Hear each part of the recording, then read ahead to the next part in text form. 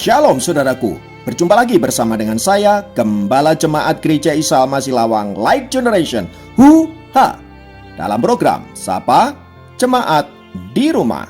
Tetap semangat, tetap berpengharapan, dan harus selalu yakin menjadi pemenang-pemenang di dalam Tuhan kita, Yesus Kristus. Firman Tuhan kali ini saya ambil dari Ibrani pasal yang keempat ayat yang ke-12. Ibrani pasal 4 ayat yang ke-12 berkata, sebab firman Allah hidup dan kuat dan lebih tajam daripada pedang bermata dua manapun. Ia menusuk amat dalam sampai memisahkan jiwa dan roh, sendi-sendi dan sumsum. Ia sanggup membedakan pertimbangan dan pikiran hati kita. Haleluya. Nah, saudaraku, kali ini kita akan berbicara tentang apar. Apa itu apar? Apar adalah alat pemadam api ringan, yaitu berupa tabung, alat perlindungan kebakaran aktif yang digunakan untuk memadamkan api dan mengendalikan kebakaran kecil. Alat ini digunakan pada umumnya dalam situasi darurat. Apar tidak dirancang untuk digunakan pada kebakaran besar yang sudah tidak terkontrol. Misalnya ketika api sudah membakar langit-langit gedung atau rumah.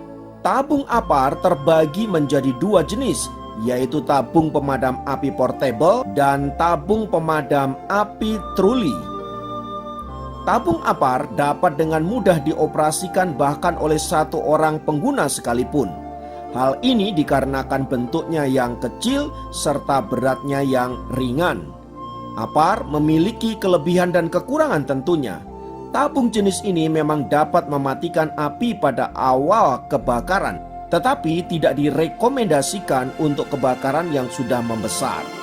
Nah, kita dapat menemukan apar tergantung di dinding atau terikat oleh pengaman di lantai hampir di setiap gedung yang kita datangi. Demi keamanan bersama, setiap gedung yang dipakai oleh umum seperti hotel, bank, gedung pertemuan, perkantoran, dan lain sebagainya diwajibkan memiliki apar. Tujuannya apa? Berjaga-jaga agar apabila terjadi kebakaran langsung bisa dapat diatasi. Nah, dalam kehidupan rohani pun kita juga perlu memiliki apar, yaitu sikap hati yang senantiasa bersiaga dan berjaga-jaga dari bahaya yang mungkin dapat menyerang kita. Bahaya tersebut dapat berupa pikiran negatif, hati yang dipenuhi dengan amarah, godaan untuk berbuat dosa, dan berbagai macam bisikan iblis supaya kita semakin menjauhkan diri daripada Tuhan. Semua hal tersebut bagaikan api yang menyala-nyala yang siap membakar habis diri kita ketika kita sedang lengah. Oleh sebab itu saudaraku, selayaknya lah kita memiliki apar yang tersedia di dalam setiap kehidupan kita. Lalu pertanyaannya adalah, apar seperti apa yang harus kita miliki agar apabila terjadi kebakaran rohani dalam hidup kita langsung dapat kita atasi? Apar di sini berbicara tentang firman Tuhan, saudara-saudara, karena tidak ada alat pengamanan yang lebih ampuh bagi kita orang-orang percaya selain daripada firman Allah. Seperti yang dinyatakan dalam Ibrani pasal yang keempat ayat yang ke-12 tadi. Di sana dikatakan sebab firman Allah hidup dan kuat dan lebih tajam daripada pedang bermata dua manapun. Ia menusuk amat dalam sampai memisahkan jiwa dan roh, sendi-sendi dan sumsum. Ia sanggup membedakan pertimbangan dan pikiran hati kita. Itu artinya firman Tuhan sanggup menangkal hal-hal yang negatif yang sewaktu-waktu menyerang hidup kita.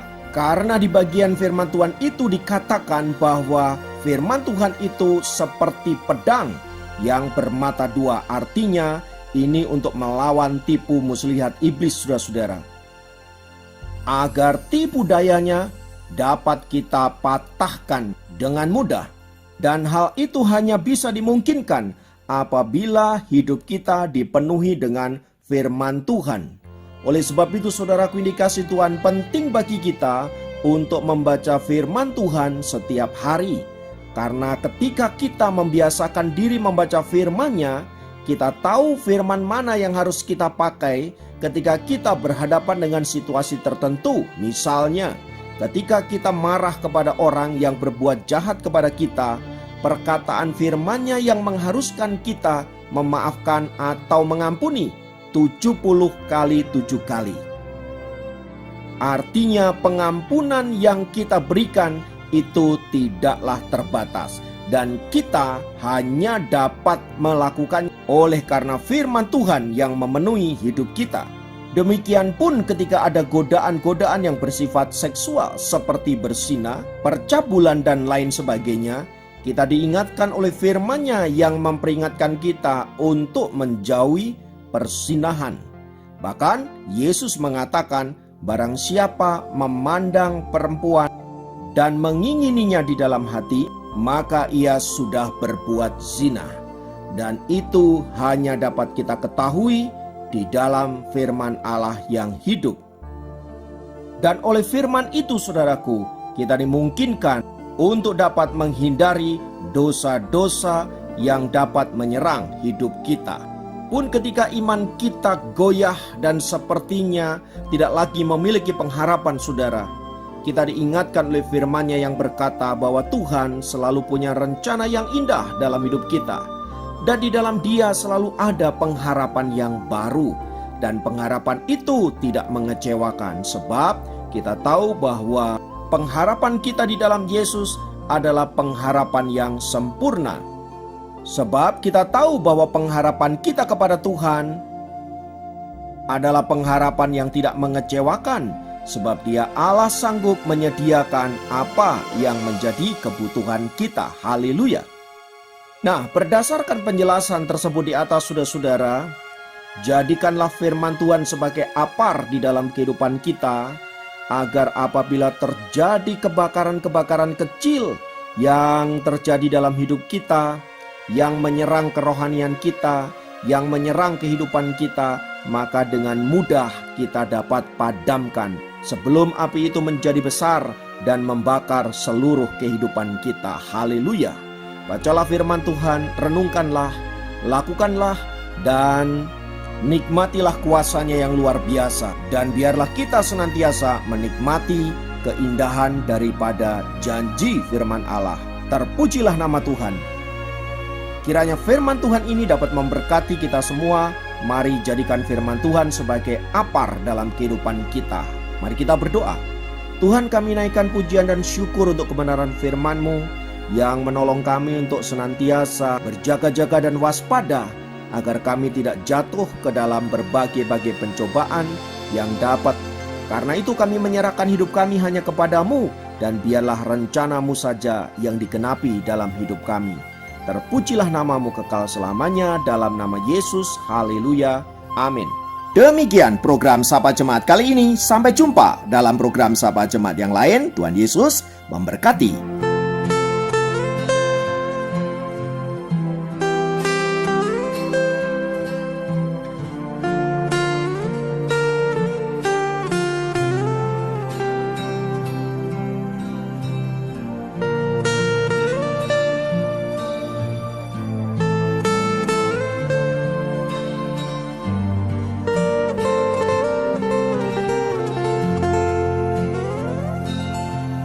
Ketika ku hadapi kehidupan ini, jalan mana yang harus ku pilih? Ku tahu ku tak mampu, ku tahu ku tak sanggup. Hanya Kau Tuhan tempat jawabanku. Aku pun tahu ku tak pernah sendiri, sebab Engkau Allah yang menggendongku. Tangan-Mu membelaiku, cinta-Mu memuaskanku. Kau mengangkatku ke tempat yang tinggi. Janji-Mu seperti fajar pagi hari,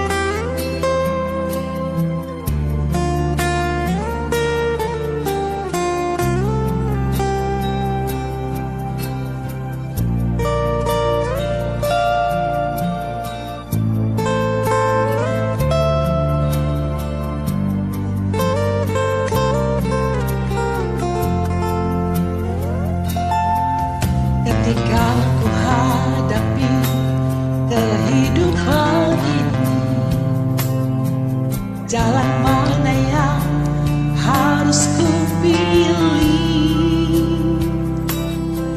Ku tahu ku tak mampu, ku tahu ku tak sanggup. Hanya kau Tuhan tempat jawabanku.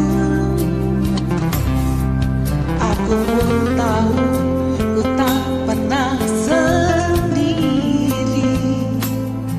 sebab Engkau Allah yang menggendong